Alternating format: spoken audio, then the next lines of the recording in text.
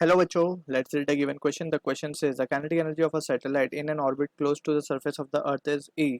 Its maximum kinetic energy so as to escape from the gravitational field of the Earth is option A 2E, option B 4E, option C 2 root 2E, option D root 2E.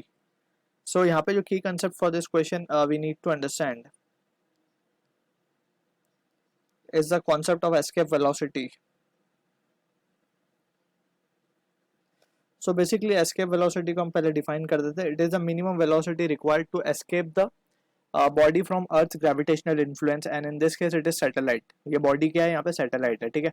अब यहाँ पे जो expression we have studied for escape velocity it is VE under root of 2gm by r.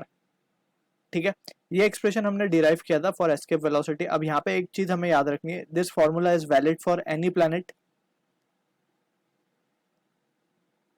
Second important thing is this formula is applicable when the body is projected from surface. अब surface की condition में ये भी आता है कि when the body is very close to earth and it is rotating or revolving we can say. So in that case also we can apply this formula. ठीक है ना.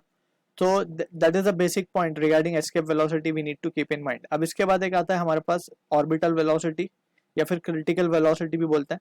इसका एक्सप्रेशन आता है अंडर रूट ऑफ gm/r.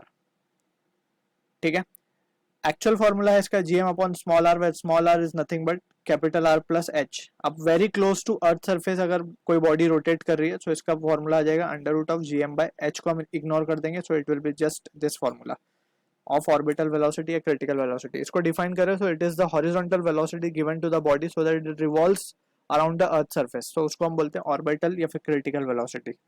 अब यहाँ पे अब क्वेश्चन हमारा समझ लेते हैं. हमें बोला गया था kinetic energy of a satellite in an orbit close to the is E, यानी कि बेसिकली हमें half M V naught square is E given है हमें, ठीक है ना. सो ये सिचुएशन हमें गिवन है.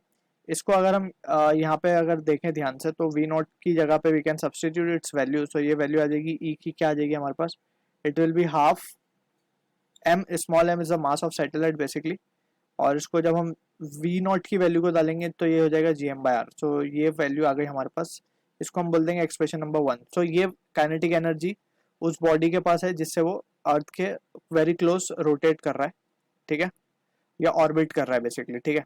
अब पूछा गया it's maximum kinetic energy so as to escape from earth's gravitational field is, तो यानी कि एस्केप वेलोसिटी की बात हो रही है अब यहाँ पे. उसको हम मान लेते हैं let's say E dash. So E dash will be half M V E का स्क्वायर हो जाएगा क्योंकि एस्केप वेलोसिटी अब प्रोवाइड करनी होगी इसको हमें, तो it will be half M V E का स्क्वायर अगर हम देखें तो it will be 2gm upon r. तो यहाँ से हम देख सकते हैं कुछ कैंसिल हो रहा है तो कैंसिल आउट कर देंगे, राइट. और जस्ट हम इसको कैंसिल आउट नहीं करते हैं, इसको जस्ट थोड़ा सा मैनिपुलेट कर लेते हैं. तो इसको हम लिख सकते हैं हाफ gmm बाय r, ठीक है, और एक 2 यहाँ पे बच रहा है.